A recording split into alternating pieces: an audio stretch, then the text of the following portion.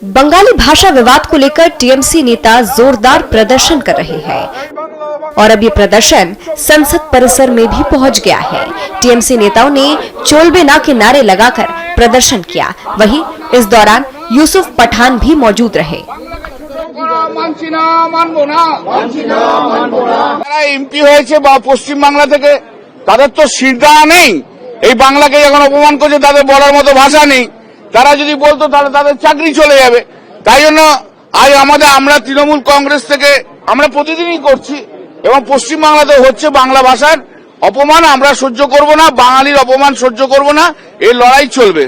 बंगाली भाषा को जितना बदनाम किया है, जितना अपमान किया है, वो हम लोग सह्य नहीं करेंगे। हम लोग पूरा उसका विरुद्ध में हम लोग लड़ेंगे और जिधर जिधर बंगाली है बीजेपी राज्यों में सब बंगाली लोग को अरेस्ट कर देते हैं। वो आइन मुताबिक नहीं होता है, इसलिए हम लोग ये प्रोटेस्ट कर रहे हैं।